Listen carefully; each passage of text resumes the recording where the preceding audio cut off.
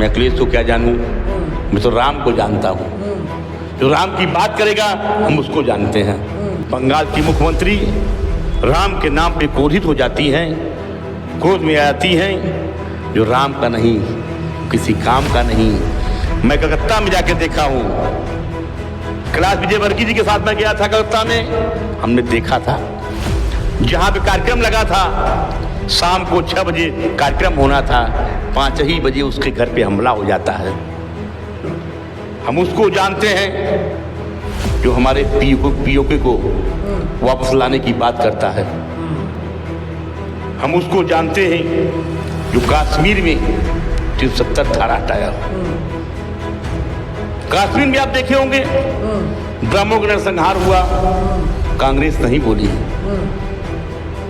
हम कांग्रेस से पूछा चाहते हैं कि रहना अपनी हैसियत में, जो ब्राह्मणों ने कश्मीर को छोड़ा, क्या उन्हें आपने फिर से बसाया कश्मीर में?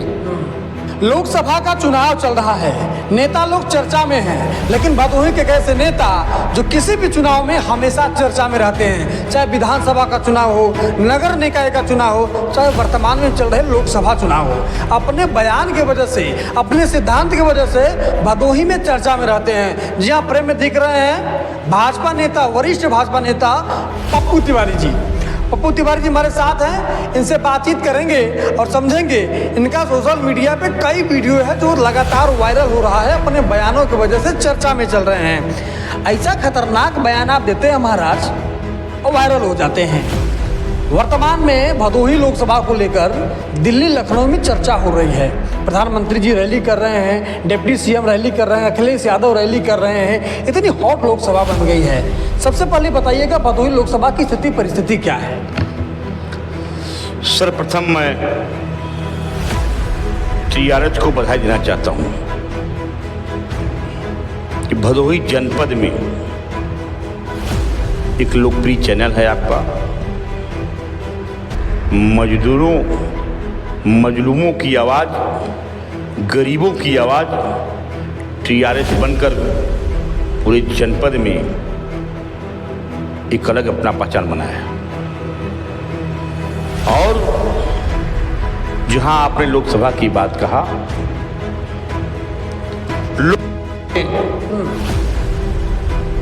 इतिहास उठा लीजिए, रायबरेली में ठीक है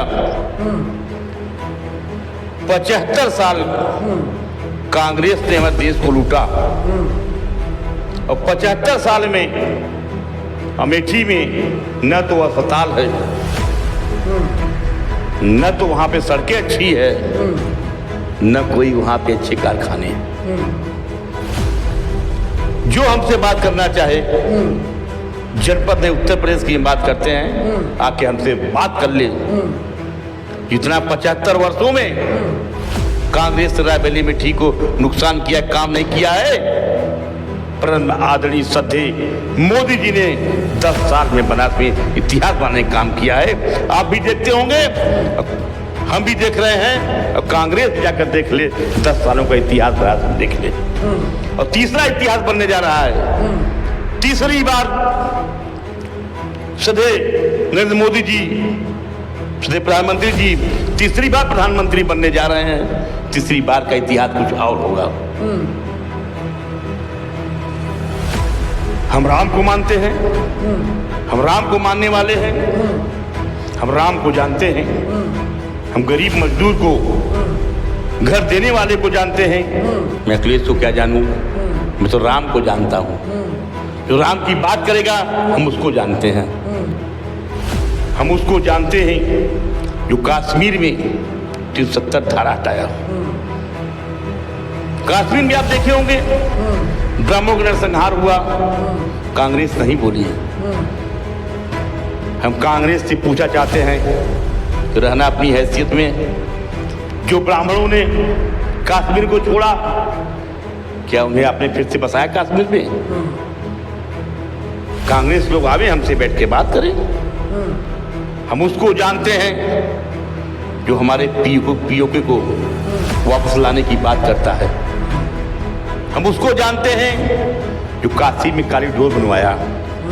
हम उसको जानते हैं जो माँ विंध्यवासिनी के धाम में कॉरिडोर बनवाने का काम कर रहा है।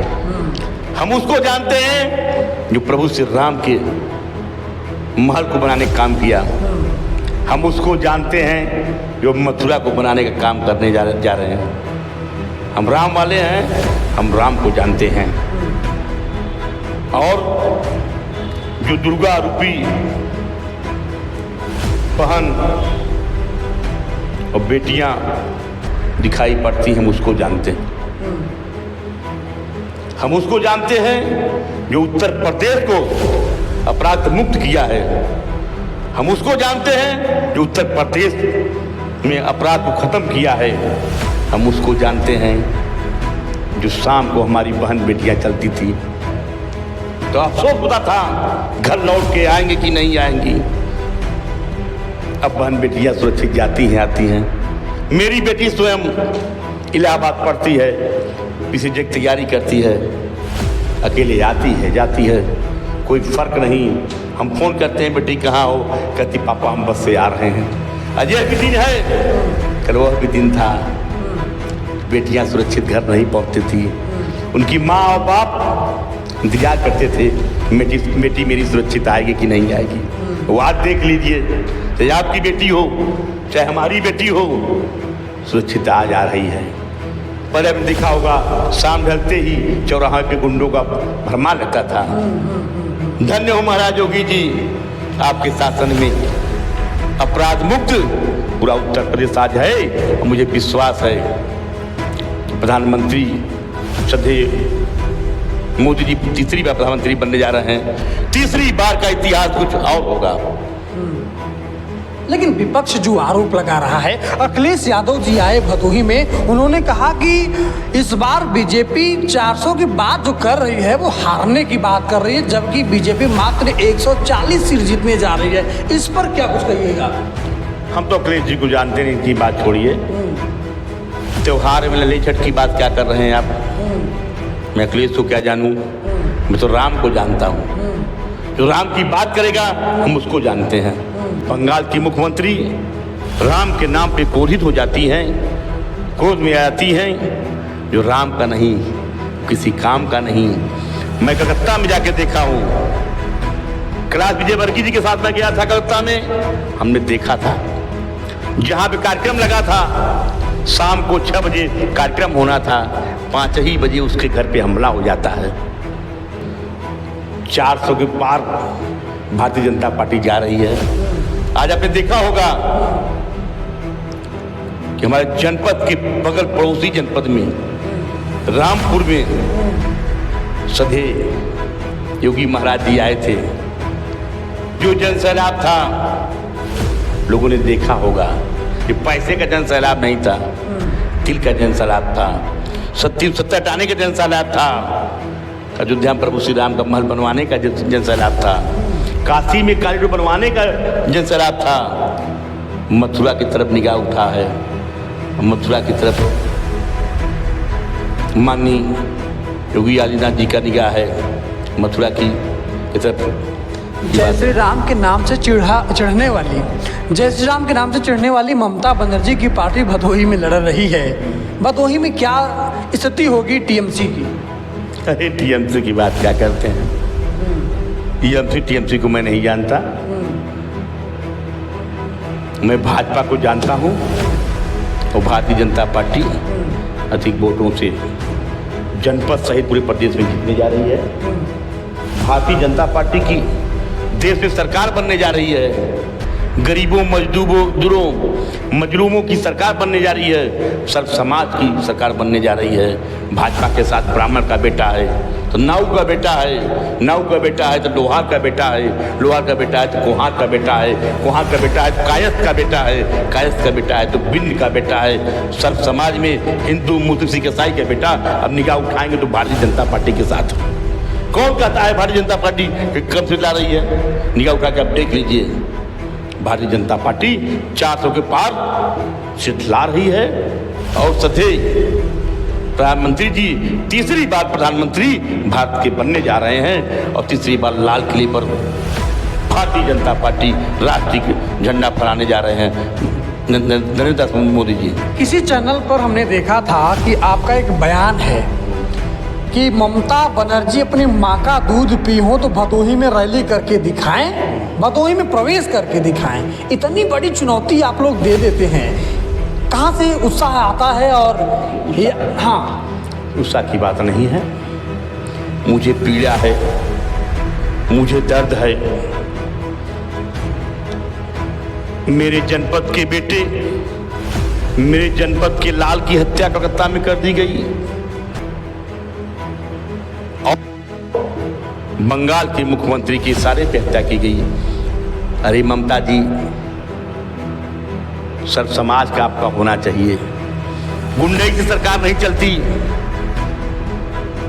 उत्तेजना सरकार नहीं चलती, सरकार काम करने से चलती है। तो हमारे जनपद के लाल का बेटे की हत्या हुई है, मैं उसका विरोध कल भी कर रहा था, आज भी कर रहा हूं, कल भी करूंगा। ममता जी का मैं विरोध करता हूं। मेरी ममता से दुश्मनी नहीं है, मेरी क्रियाकलापों से दुश्मनी है।